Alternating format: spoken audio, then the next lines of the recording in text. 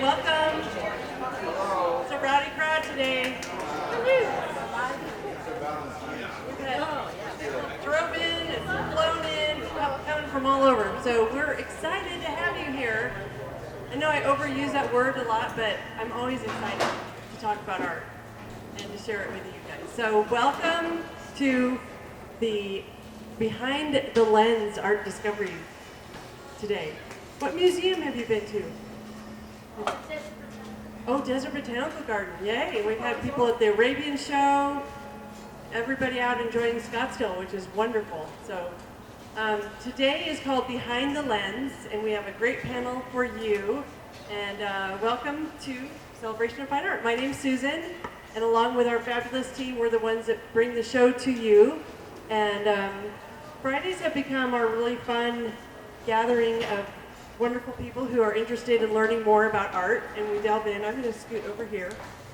There's actually an extra chair today, so I'll try to stay put over here. But this panel is three of our most fantastic photographers. Matt Suess, right next to me. And then John Linton. And by the way, Matt is from Bozeman, Montana. If you haven't been to Montana, it's a dream world. Right next to John is from Arizona. And by the way, happy birthday, Arizona. It's Statehood Day, and happy birthday to Dave. He's a Valentine baby. A Valentine baby. We got a birthday over here. Happy Valentine's Day, and I gotta give a shout out. I hope she's watching today to my mother-in-law. Happy birthday if you're watching, Anna Marie. Maybe we'll get Jake to come say hi later. And then at this end we have Carolyn Thome from Point of Rocks, Maryland. Is it anyone else's birthday? Okay. Well, we're all gonna have fun celebrating today. And we have a lot to learn. So we're going to talk about both the creative and probably the technical behind this fabulous works of art. So Matt, I'm going to have you start. Just tell us where you're from, what you do, why you love being a photographer. Yeah, hi, welcome everyone. Glad to have you all here today. I'm from Bozeman, live in Bozeman, Montana, but originally from New England, and I've been a professional photographer for 30 years now. Started out as a photojournalist, and I did that for 17 years while working in New England, and moved out west in 2006 to pursue fine art landscape photography, and moved to Arizona. And I bounced around a little bit, Arizona, Santa Fe, and now I found a cute little painter that works here, who's behind the cameras over there, Whitney Hall. Met her at the show 6 years ago, and 5 years ago, 6 years ago, I don't know.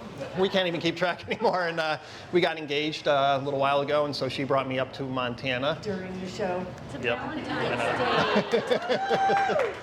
Trying to talk me into getting married here. Yep, still a possibility. Yeah, I'm an educator too. I'm an Olympus educator. I just switched over to Olympus cameras last year, and they now sponsor me, and so I do some educational work for them and helping them out and all fun stuff. And this is my 7th year here, and absolutely love it. And this, you guys all know, because you guys come in here so often, this is the best place to be.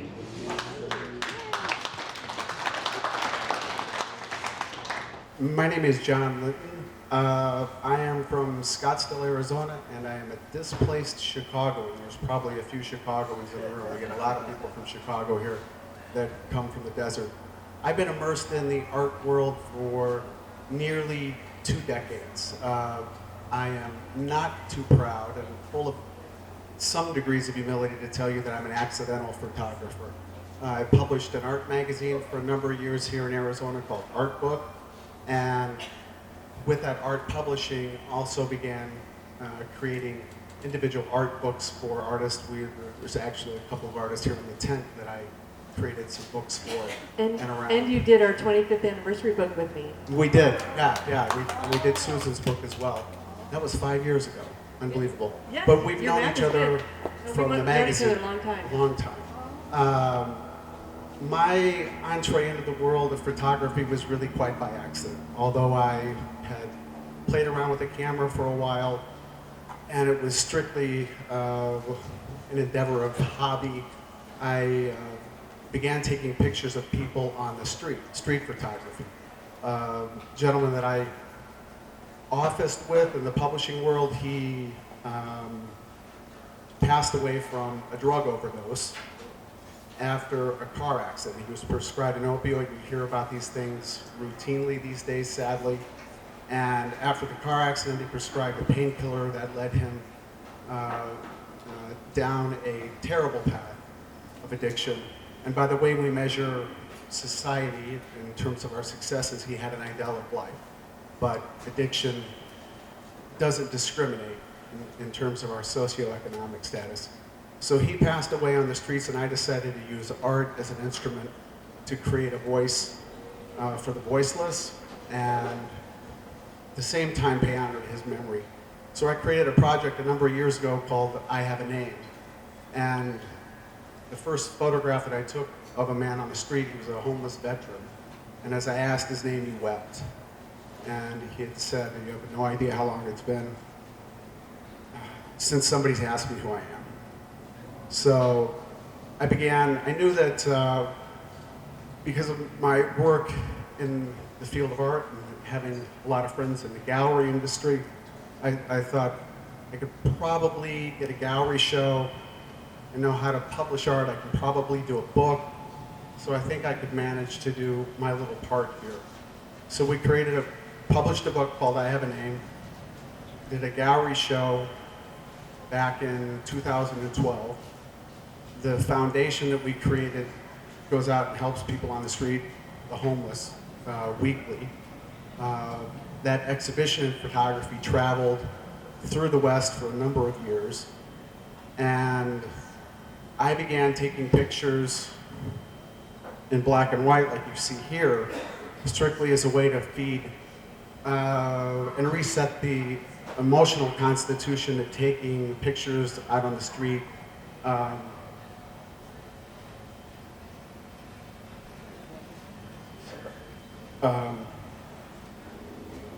To find an emotional reset from taking the pictures on the street and the pain that was creating internally. I didn't anticipate showing these photographs to anyone. And I was working on a book project for a master photographer in Santa Fe, New Mexico a number of years ago. And while working on that project, I had the courage to show him a few pictures. I said a couple things to him. I said, you know, I've got this modest little exhibition of photography that's traveled on the street,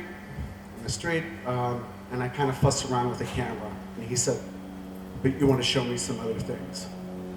So I had the courage to show him some photographs that I'd taken, and there was a photograph of some horses that I had captured in Monument Valley. And that photograph stopped him. And he said a couple of things. Go back to Scottsdale, print this photograph for me, and I'll trade you anything in my studio for this photograph. Secondly, don't tell people you fuss around with a camera. I just told you all. He said, you're a photographer. Start showing your work. I don't know if Susan knows this part of the story, but you knew what I was doing on the street. I'd sent Susan some of these photographs, and I do remember this conversation very, very specifically. And Susan had no idea what this work looked like. She knew what the street photography was about. And I said, I'd like to submit some work for celebration. But I don't want any favors, just because we know one another. And Susan said, you won't get any favors. It's juried in. Yeah. So this is my third year here. I'm blessed to be here. I'm humbled to be here. And I'm going to pass the microphone this way.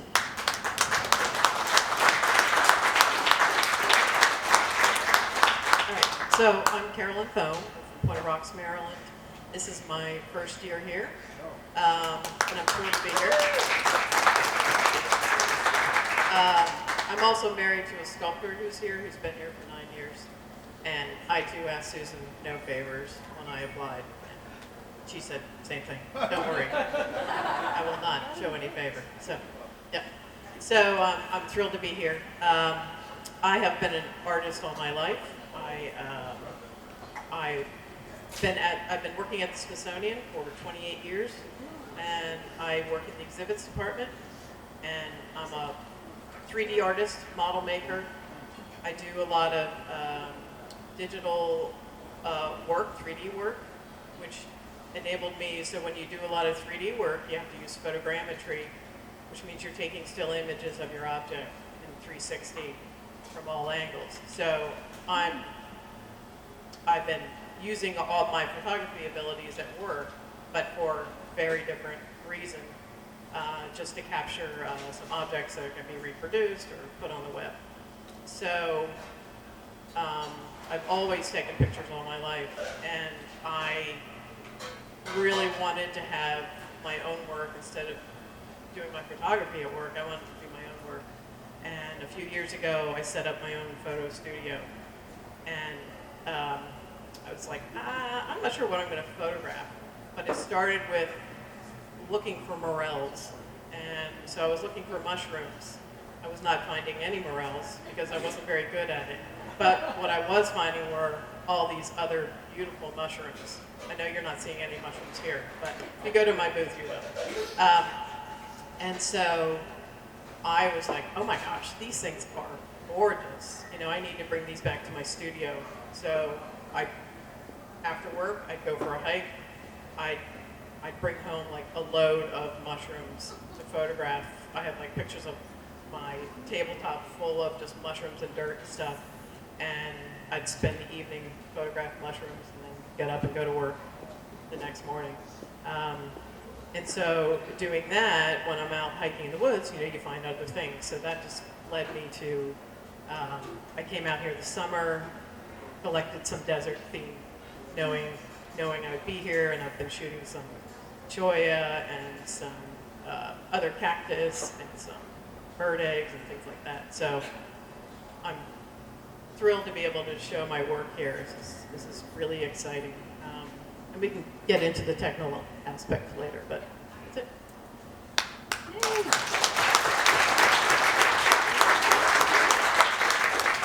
So it is true when they both showed me, and Matt juried in the traditional way. Actually, I did meet you. You came and introduced yourself prior to applying, which is always lovely. But I remember, you know, vividly both the conversations with you guys, and love your I Have a Name project, John. And then Carolyn, last year you brought some work to show me, and it was fabulous. And the other thing, by the way, you had a stint where you were taking pictures of white chairs. Yes. And that's why Paul wears his white shirt. That's white my chair. husband back there. Yeah. I also photograph white chairs, white plastic chairs around the world. So You know, because she's funny. Yeah. And white chairs are everywhere. they're everywhere. Wherever she would travel, she would find white chairs to take pictures of. But Feel free to send me pictures of white chairs that you see, especially in compromising positions, which they do. yes. And there's a fabulous painting that she commissioned Santiago Michalek to do of Paul. Was that just last year? 2 years. Yep. 2 years ago. Of Paul working out in the workshop, and there's a white chair in it. Yes. Just because. Thank you, Santiago. Yeah. And Paul. Yeah. They put a white chair in the painting. It was awesome. But your work is fantastic, and what I've seen with each of these artists, as with most of the artists in this celebration of fine art, has been this great evolution of talent. Like from where they each first started when they first showed their work, which was already marvelous, they've grown exponentially in the way that they shoot, in the way that they present their work. And it's really exciting to see that transition and see the confidence grow. And for me, I love all art forms, and sometimes photography can be overlooked, and we definitely recognize fine art photography and feel like we have three of the very best with us right here. And a lot of adventures come with what each of you do. I mean, I know you've been playing in the forest and on the beach, finding things, and you have traveled the world. So maybe a little bit of the story of some of the inspiration, and then it's going to be real fun to get into some of the technical of the things you're working on. And you have your great little shadow box, and you have some things you can tell us about. But when you first came to me, Matt, it was primarily outdoor photography, landscape, some really cool iconic things as well. And I made him go back. He only brought one piece, and you may not be able to see it from your seat. You could come up and look at it later. But we spent some time this summer in Montana on a really fun art trip, and Kirk Randall and Matt and I and our significant others just had a blast, didn't we? But I'm kind of talking for you, but I want you to talk about your one of a kinds that you're doing this year instead of the limited edition. One of a kind, one print. Aren't you doing one of a kind? Edition of 9. That's what I said. Anyway, this horse over here is like it stopped me in my tracks. He captured just the cold weather. The whiskers have the frost and the breath coming out. I mean, it's spectacular. That's a 1 in a million shot. So just talk about some of your favorite shots, and then we'll talk technical. Yeah, thank you. I'm glad you really resonate to that piece. Yeah, when I came in here 7 years ago, I was really known as a landscape photographer in all the usual places, Grand Canyon, Antelope Canyon, all sorts of things like that. And I don't know, I actually kind of look at some of my old studio shots, and I'm like, oh man, how did you let me in back then? But photography for me, I mean, as I mentioned before, I've been doing this professionally for 30 years, but I continue to grow and to learn and to push myself and explore new realms with photography. I would just get bored if I kept on doing the same thing over and over. And living with a fine art painter has certainly influenced me as well.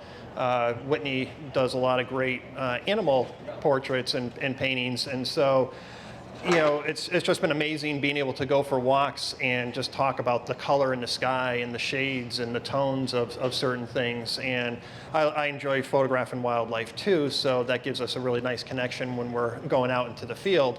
It also makes it really easy when we're trying to plan vacations, if we ever take time off. But trips and all that stuff, we took a day off last week just to go to the zoo and photograph the animals. So.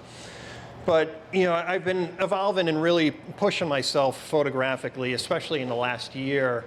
I wanted to rededicate myself coming back this year with a whole new body of work, and I started the moment I left the show last year in April. And if you come to my studio, all my big pieces were all photographed from April on to literally like December. I was still producing work for the show, and actually even in my studio the other day, I got some prints here that I just photographed the other day. So it's really been evolving, and not the landscapes anymore, but I really want to get in touch with the subject so you could feel the emotion of the subject. It's not about the location anymore, it's about the light and the impact that you have and the emotion that you have with the image. I'm also focusing on a lot more of trying to show time in just a single image, as opposed to just like a 60th of a second. This photo over here is a long exposure of actually acrylic paint.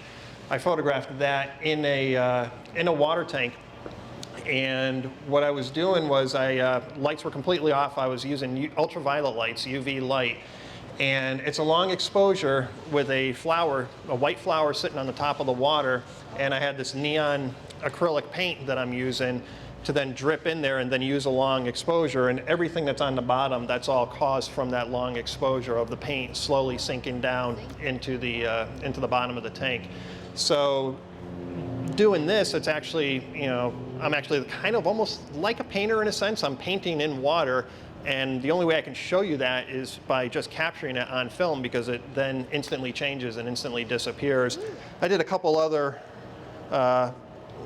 things here the other day in my studio, and this was of some roses. I was doing this for a project for Olympus. They wanted some photos of roses for the holiday, and so I was doing that again with that time exposure with different acrylic inks and putting them in specific places and having them drip down slowly and taking a whole lot of shots. Did it with that and with this rose here too, close-up of that. And so, I mean, photography is fun again for me, doing all of this experimentation and just having a blast. And this show, inspires you to keep on pushing and keep on improving your own artwork. I'm sure pretty much every artist here can relate to that, and we've all gone through changes and struggles. I struggled last year just as an artist creatively, and that's where I rededicated myself to come back for this year, and really excited with what I got.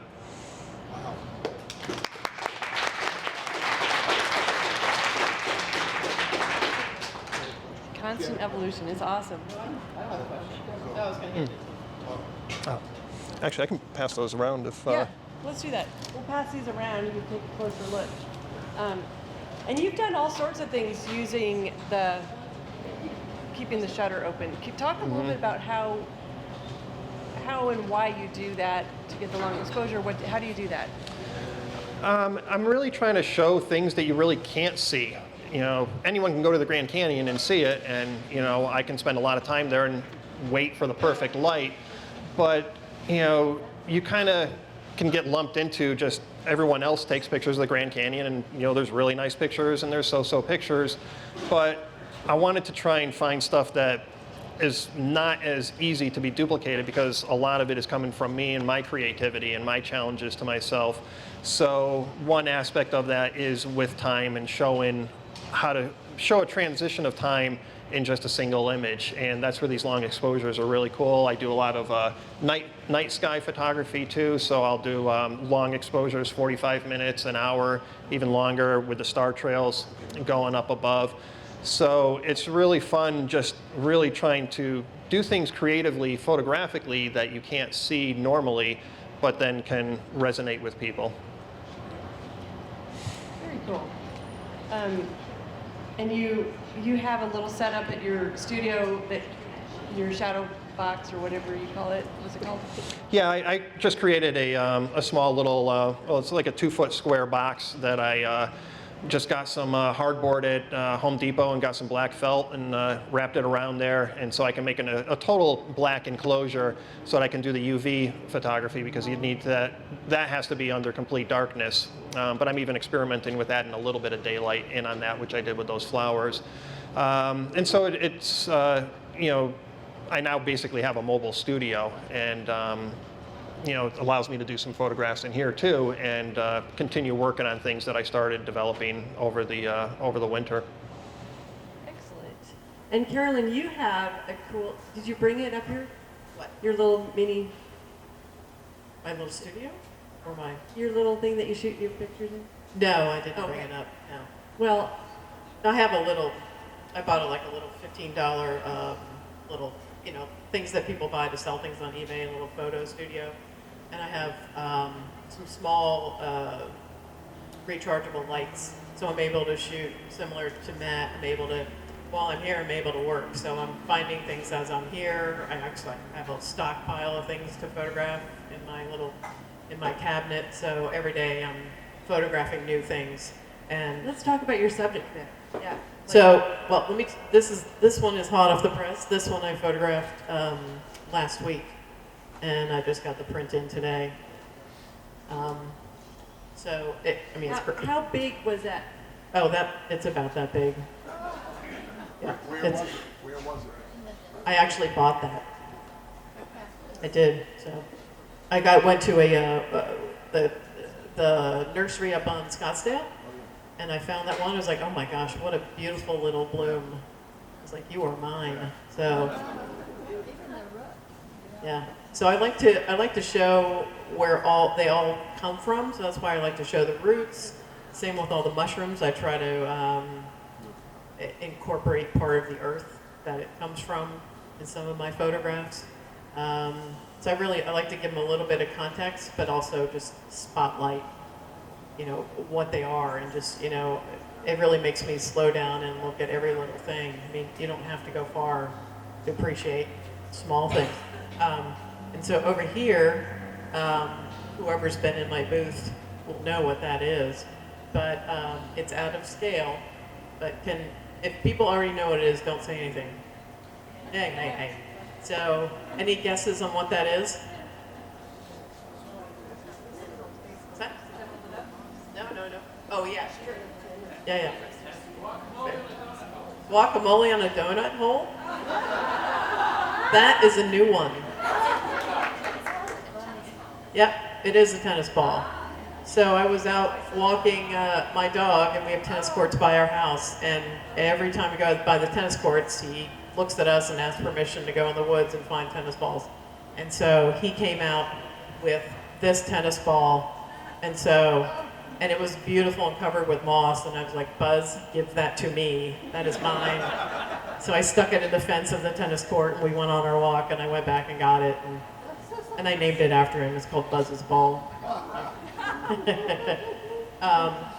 And then, so this is, I don't have this photograph up here, but it's in my booth. So this is like a sample of like a shelf fungus that I collect and I photograph. This one is called the Starship Enterprise. I think it's aptly named. And I also will find, I just find unusual things. Actually, my husband found this for me a couple years ago. And it's just a beautiful piece of it was found in the desert, so it's probably like some cypress or something. But if you look at it from all different angles, it turns into something else. So if you come to my booth, I have a series of 3 shots of this, and I mean, it's amazing. I mean, it looks like a triggerfish, a piranha, to me, a sonogram, and all these weird things. And then I also get access to things that not many people get access to. These are feathers from an ocellated turkey. Just beautiful feathers from the turkey.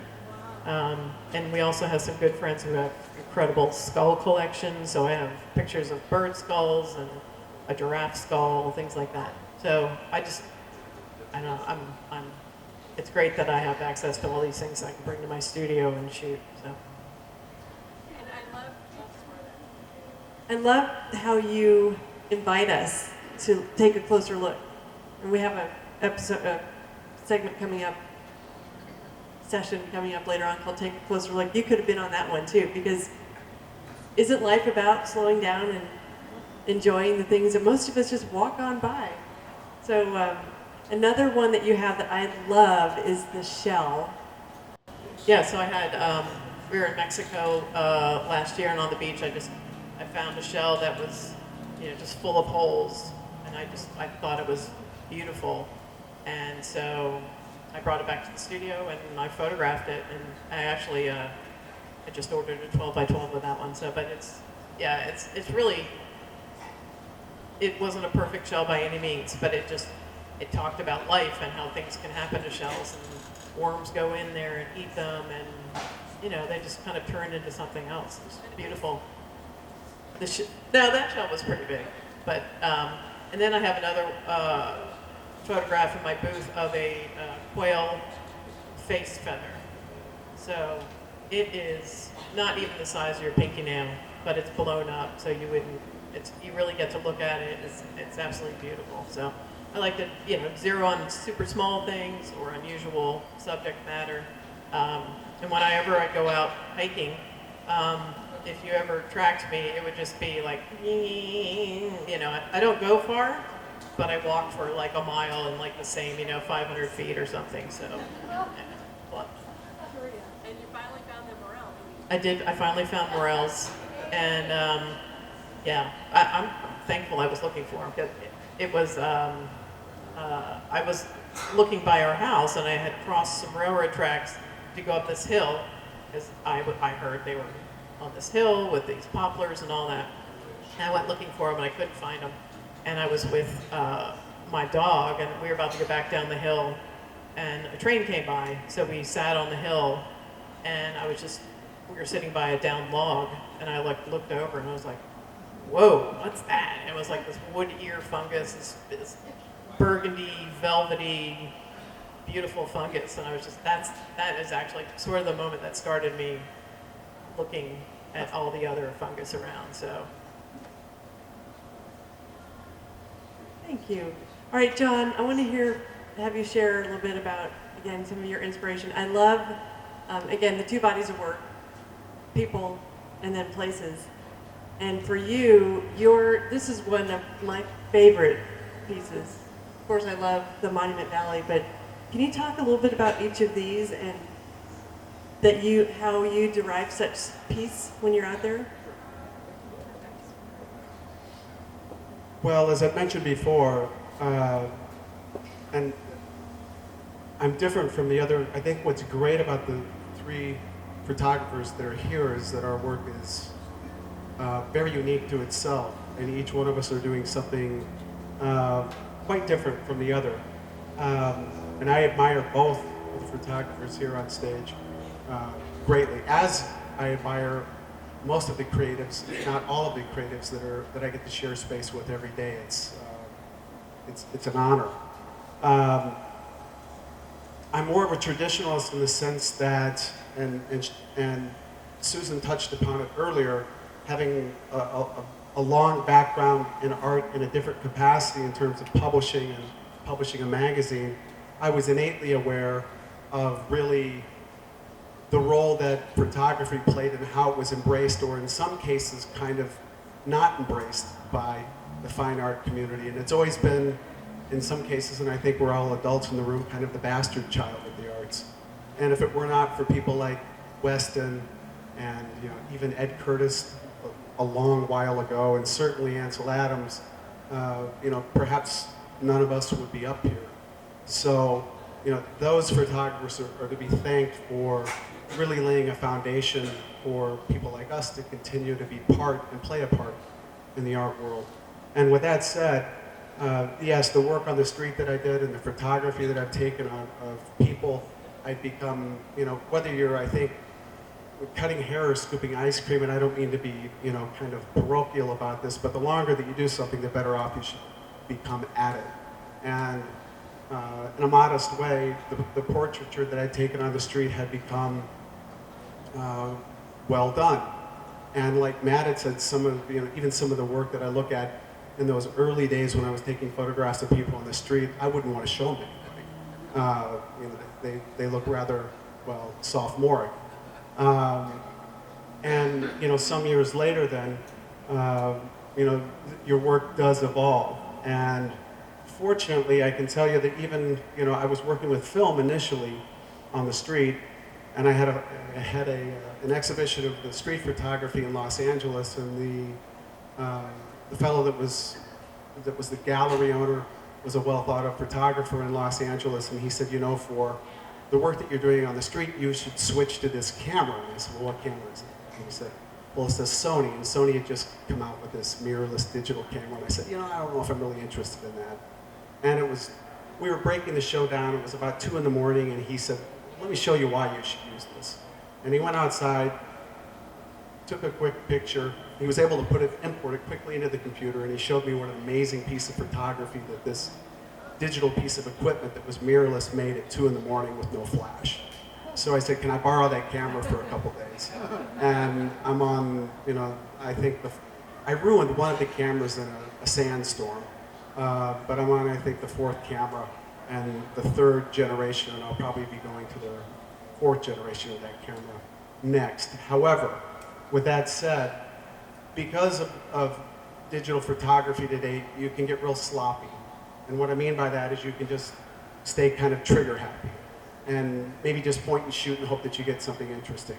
When I was working with that man that encouraged me to send Susan some work in doing a book for him, or the conversations about doing a book for him,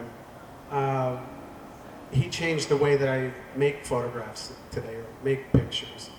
And as I began becoming comfortable with working in, I guess, what we would call a digital dark room, and the irony is that it's called light room,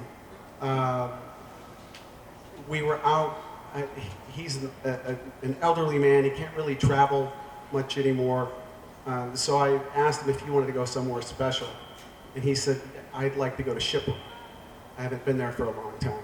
And I was just sharing with this young man back here, his grandparents were kind enough to bring him in today, last year when they were here. The work that I was showing was from Havana, Cuba, and it was vastly different than what you're looking at. It was all in color. So they brought their grandson back to see the black and white work today, and that was thoughtful of them. and we were sharing a story about Shiprock. So Mr. Belcher wanted to go here. And it was interesting because he hadn't been there for almost a decade and a half. He's in his late 70s. He wouldn't know what Google necessarily was. He certainly wouldn't know how to operate a smartphone. And I wasn't about ready to tell him that I think that I can get there just by plugging in something into my smartphone. And it was amazing to me that he knew the way in, he knew a back way in. And when we got there, he said, "You're gonna walk about 2 miles towards Shiprock. And you're gonna stay there until the sun goes down. And when you come back, I'm gonna check your camera." And he said, "No, I don't wanna see more than 3 or 4 shots." And to be fair, I took 5. But I understood what he was talking about, and it changed everything for me. And what it meant was, and it's something that I talk about, a good picture, and I don't know, it's, I can't even remember my own quote, so forgive me. A good photograph, and I mean this sincerely, a good photograph is seen with the eyes, but a great photograph is felt in the soul. And this is what Mr. Belcher was talking about, being present. And I think in today's world, we can all get so distracted very quickly. And when I'm in these places, I'm there for a multitude of reasons. I'm hopeful to make art, and I'm hopeful to find some peace internally, and then I'm hopeful to translate that into something that you all can enjoy. I can remember, and Susan, and many of you in the audience may remember a great artist I had the pleasure to work with years and years ago named Fritz Scholder. And I used to spend a lot of time in Fritz Scholder's studio.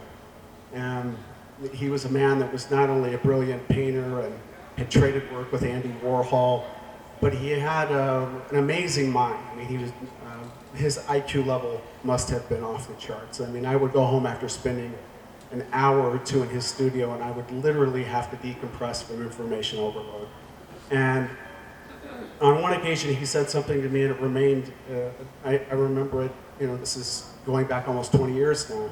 He said, "What makes a piece of art interesting against a piece of art that you just walk by and it doesn't get your attention?" And I said, "Well, I know you know the answer, so don't torture me any longer. Just, what is it?" And he said, "Mystery." So what I'm trying to do with a lot of my photographs, I keep that in mind. And if there's a little mystery in any of these, well, then I've done my job.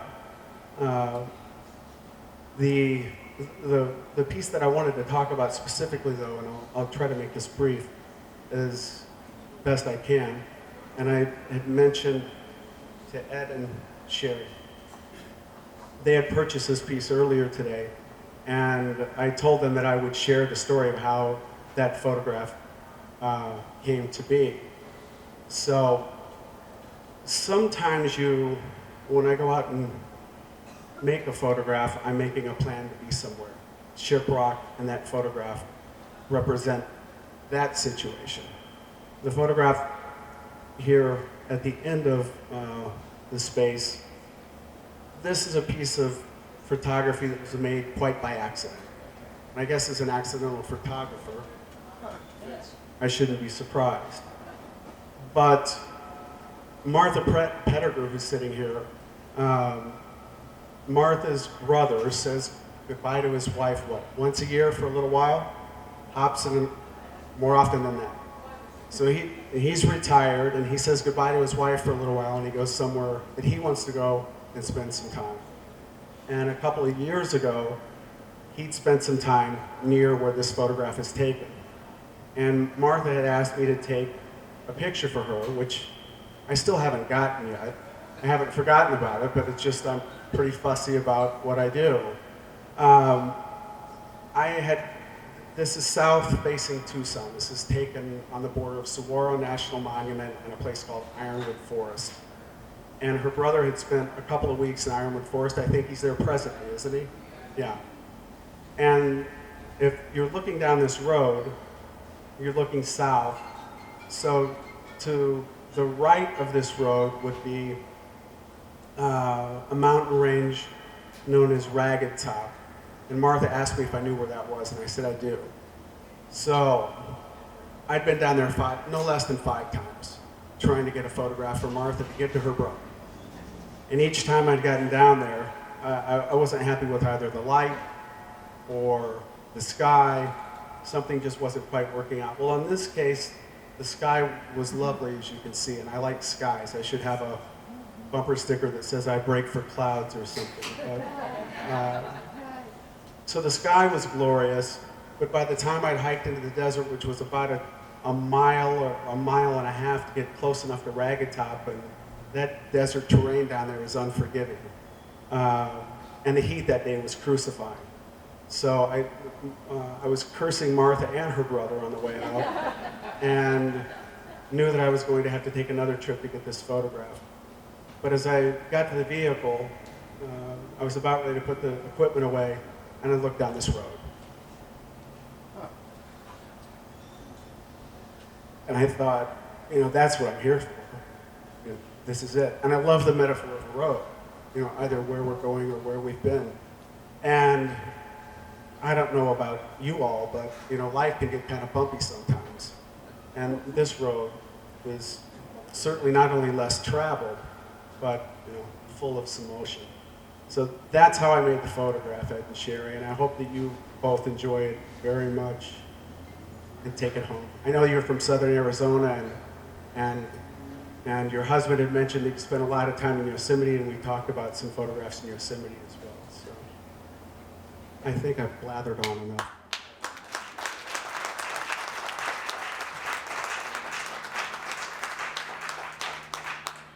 Great story. I love that. All of you have definitely got soul, and you are doing your job and getting people to stir the emotions. Your creativity is magnificent. The composition, color, the lighting. We know lighting is the ultimate. But I'm curious, and maybe some of our people here are, about equipment. I also know that each one of you are extremely picky about quality. You use the finest print places for printing, you use the finest quality, your equipment that you use, we know how important that is. And again, both the equipment used to shoot it and the equipment you use to edit. And I do think it's funny that the dark room is now the light room. I can resize a photo, like make it bigger or smaller. That's probably about, I can rename a file. I can crop, yep. I can even make it lighter or darker, and I always go to Matt. Matt, how do I do it? Matt, help me. But who else is maybe interested in hearing more about the equipment? Anyone? Yeah. So let's just go down the line and talk about to you what's important and what are your go-tos and must-use, and maybe a tip on how to do something besides crop. Yeah, John, I feel sorry for you. If you were shooting with Olympus, you might not have lost that camera in the sandstorm.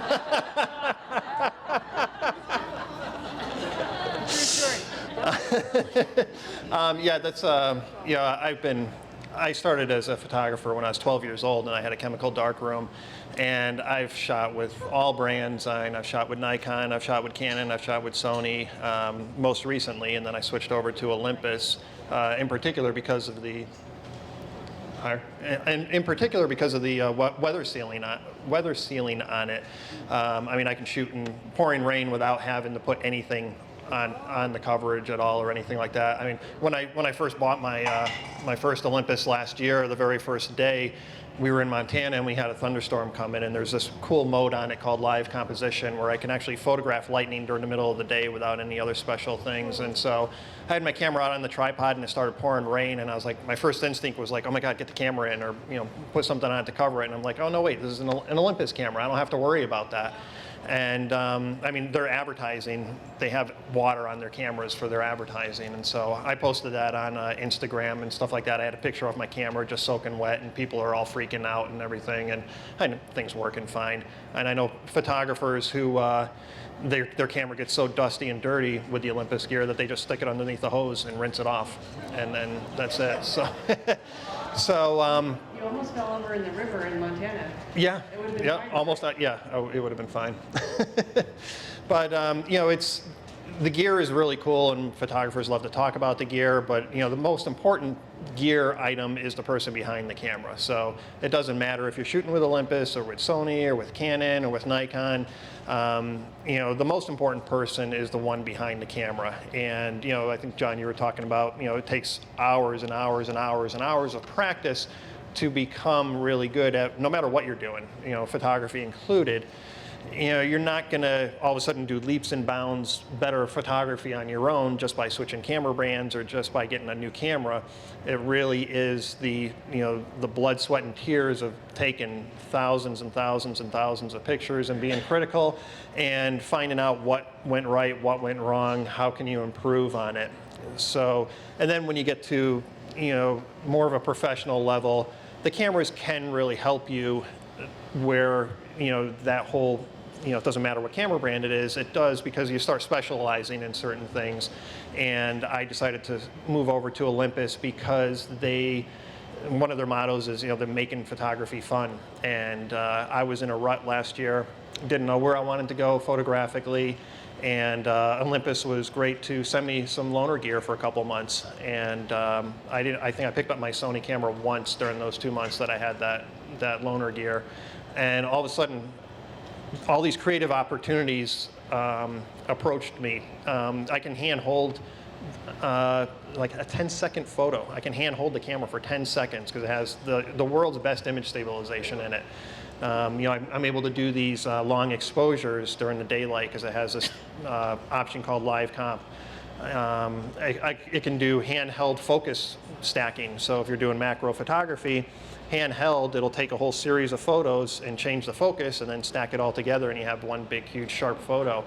So, there's some really cool things there that just really started opening up my eyes, and I'm like, wow, with my experience, just being a photographer, what can I do now to really push that? So that's where the gear has really helped me move forward in the creativity and also with the whole lot of fun. And then for me, photography is a two-part process. It's out in the field under the right lighting conditions.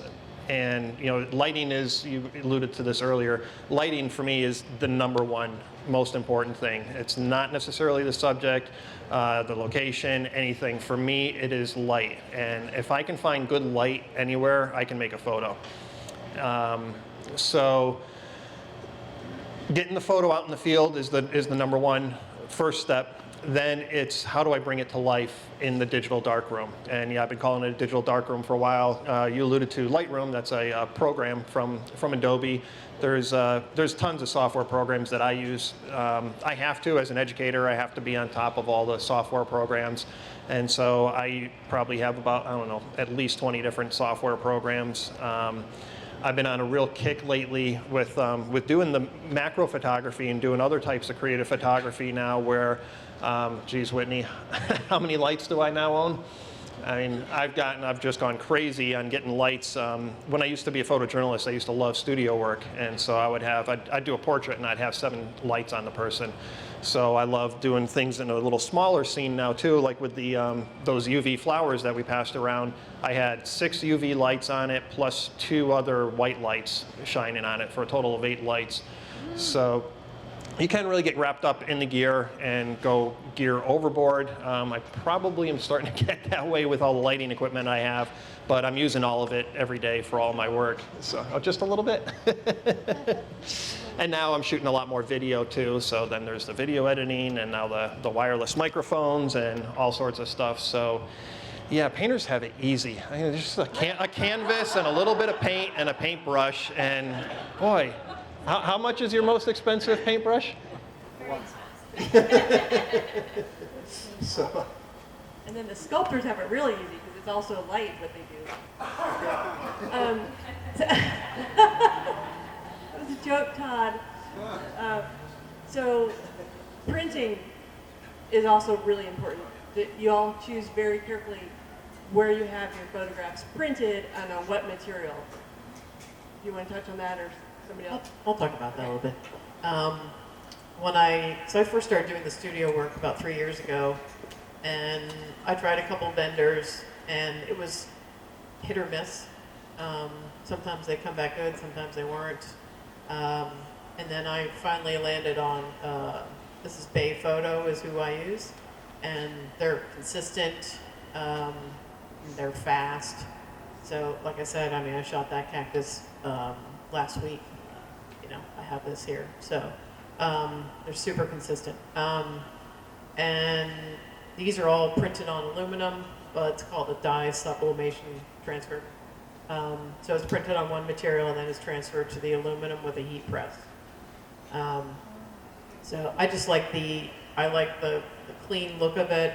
My subject is, the way I photograph is contemporary, so this is a nice contemporary look. It's not about the frame, it's about the subject. So I just wanted to keep focus on the subject, and that's why I chose the metal prints. And I'm gonna run through quick on my equipment. I'm not particular, this is just what I use. I use the Nikon D850, and for all these images, I use a 105 macro lens. All these images are focus stacked, not in the camera, but my camera I can set it to automatically focus stack I can change all the settings. So each image that I shoot can range from 20 to 70 separate images that are all merged together. It takes all the focus parts of each image and merges it all together into one. It's not that simple, but you have to go back in and do a little cleanup and stuff. But I use Lightroom, Photoshop, Helicon Focus, Zarine Stacker for the focus stacking. Very cool. Thank you. And yes, I think your work is so great on that aluminum because it's super contemporary. I think mine falls somewhere in the middle here. And yet, if you look at the work then that's black and white that's mine, you'll see that there's no glass that goes over the front of the work. And this wasn't something that I created, but rather adopted. The show that I had in Los Angeles where the man had let me borrow his Sony camera, and Olympus is something to consider, Matt, but I'm with Sony presently. And happy with them to a certain degree, with the exception of there is one thing, in working with that equipment, I don't change lenses in the field. And especially in the climate that I shoot in, primarily here in the Southwest, there's dust all over the place. I mean, you have to clean these. Everyone knows you have to clean this stuff in here every day. We need to talk, because Olympus has that covered too. It sounds like Matt and I will have a conversation about Olympus. So, but the brand that I'm currently using is Sony, and I don't change lenses in the field because it can be a very messy proposition. From a technical standpoint, there isn't anything really here that I could share with you that's going to educate you sufficiently to give you knowledge that'll change the way you take photographs. The only thing that I would encourage is continue, if you're interested in photography, keep making photographs. I'm not sure who this quote's attributed to. It may have been Curtis, it may have been Weston, it was probably Ansel Adams. They said, your first 1,000 photographs are crap. So, so keep making photographs. I spent more time really less concerned about the technical component and more concerned about maybe the creative spirit and the headspace I'm in terms of creating photography. I remember giving a talk at a high school here in Phoenix that was just an art school, and one of the kids, full of adolescent exuberance, said, "If you give me a $10,000 camera, I'll make a great picture." And I said, maybe. So the reality is that it takes patience, it takes practice, and it takes perseverance. As far as the work itself, then, what I did is I adopted something from the friend of mine that owned the gallery in Los Angeles. I loved the way that he presented his work, and I asked him how that was accomplished. How could you deliver a piece of photography and make it dimensional without the necessity for glass? And without necessarily being, you know, I love the work that's here on metal and Matt's work as well. And I know a lot of people are printing on acrylic and glass and different things. What I'm printing on is paper, and this is a paper that Fuji makes. It's archival, it's acid-free, and I work here with probably in Phoenix. The best place to get your printing done is, if there are Phoenicians here that are interested in photography, is Tempe Camera. They've been around since 1972, and anyone that really thinks much about photography, that's where they'll tell you to go. So I've worked with Tempe Camera for a number of years now, and they do the printing for me. But essentially what this is, it's a piece of paper. To make it very, very simple to understand, it's a piece of paper, and that piece of paper is treated then with it starts out as a glossy piece of paper, ironically enough, and a soft matte laminate coating is applied. Effectively, it runs under a dryer, and it cures for a few days, and after that curing process, then it's sufficiently protected to such a degree that it doesn't necessitate the use for glass. And then what you're left with is imagery that, if you look at this, and I hope, you know, under the right light, we're a little bit at a disadvantage right here presently, but you really start to see, you know, the dimensional aspects that glass sometimes prevents. So that's a little bit about my process. And just as the aluminum is perfect for Carolyn's, the paper is perfect for yours. Right. How much manipulation do you do on your photographs? I see it sort of like vignetted, do you do dodging and burning on Yeah. Repeat the question, please. She asked how much manipulation is involved in the individual photography. You know, interestingly enough, there's an exhibition at the Phoenix Museum of Art right now with Ansel Adams' work. And I can remember seeing the piece that he's really, you know, that changed, I think, his work and the way people perceived his work. And it was Moonrise over Hernandez. And if you were to look at that particular piece of photography in terms of if anybody's been there, and I think some people have, if you look at the piece of film that came out of his camera, the negative, and then you look at what he did in the dark room, lots of manipulation. In fact, you know, not to diminish that imagery, but you kind of look at it and you're like, oh well, and then you see what he did to it and you're like, oh wow. So how much manipulation? Enough that I'm happy. And I don't mean to be, you know, but yeah, there is a fair amount. But the same thing that photographers did in a dark room with dodging and burning, you're doing now in programming, software programming. So there's a fair amount. But the beauty in it, years ago, if you went too far, it was an expense and it was a lot of time and a lot of money. And today it's, you know, you can just hit reset. And the only thing that you've done is maybe, yeah, well, and even undo, right?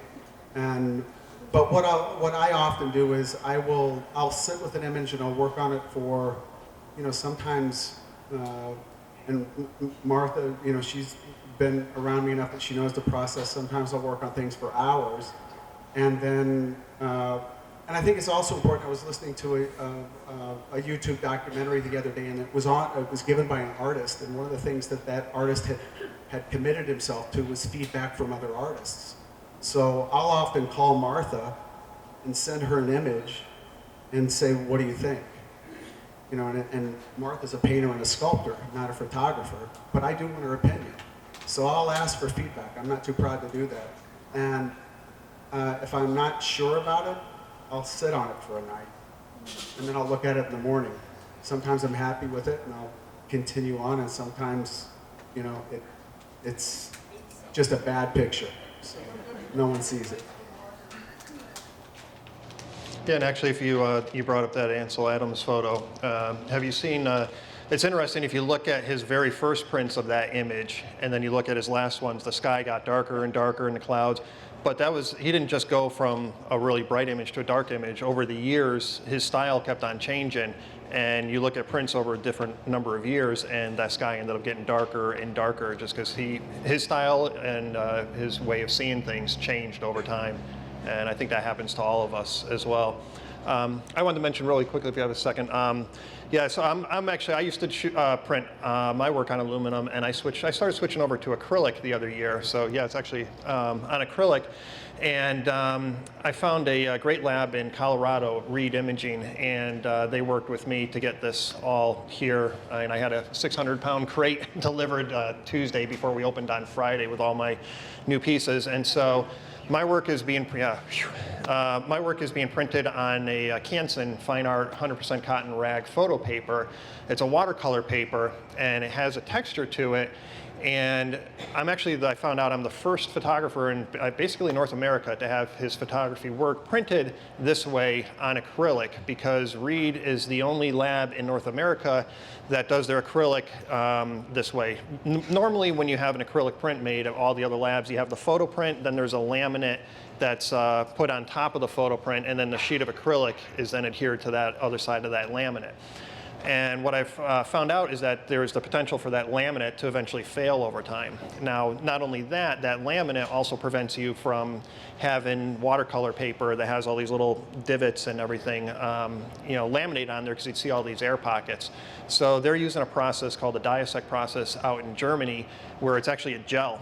And so this gel then seeps all into the cracks of the paper, adheres to it, and it's 100% fail-proof. It's never failed before, but it also allows you now to enjoy the texture of the paper, and you enjoy printing on paper. I used to always print on paper, and it's really enjoyable getting back to a really nice fine art quality paper that has that little texture and that little sparkle and everything. And it really is image dependent. When I was shooting the landscapes, I really liked the aluminum, and that seemed to work and translate well with that. And then switching where I'm at now, I'm really excited with this new printing process that I came across. Excellent, thank you. Wow. Yeah. John, you said you don't change lenses, so what millimeter lenses did you use for those shots? Questions, what millimeter lens did you use? I use, typically when I'm out doing one of two lenses, a 16 to 24 or an 85. Those are usually my go-to lenses. Or the portraiture, it's a 55 millimeter prime, but that's 16 to 24. Yeah. Was there, somebody else had a question? We're getting close to wrapping up, but For Carolyn, like that, how, is it on? Is the thing you're photographing on something or laying down, or how does that work? it's So suspended like magic. It's magic. It is. You figure it out. No, I'm just kidding. No. I tell everybody comes to my booth. So I shoot everything against a black backdrop. I will take. Oh, by the way, having the photo stacking inside the Olympus sounds really nice. That it will merge everything together because. You got two customers. Yeah. Because whenever I'll get to it, but whenever I do photo stacking, each of my images is like 95 megabytes, and so I will end up with like a 2 gigabyte file in Photoshop, and then I'll put it into the photo stacking software can handle that really well, and then that goes into Photoshop, and it ends up as like a 200 megabyte file. It's smaller, and then it goes to a JPEG, and that gets smaller. But so I shoot against a black backdrop. I will take that image, bring it into Photoshop. I will mask out the black backdrop, and I will Photoshop out any supports. Everything is on a wire or a pin. They're all shot upright. They're not laying down on anything. So they're all upright, so I can really light all around it. So if you go and you see some of my mushrooms, they look like they're just glowing from underneath. And that's because they're up higher, and I'm able to get some reflectors up in there. And then I use I have one single black backdrop digital image. So I will use that for all my images, so it's consistent when they're all on the wall. So. That's so smart. And by the way, your tennis ball doesn't have like the little pin in it. Oh yeah, so this is how I photographed it, was with this little piece of wire, and then I clamp it onto like some hemostats or so. Problem solving, always. Problem solving. Love it. Okay, any other questions? Wow. All right, you've been a great audience, great panel. Thank you.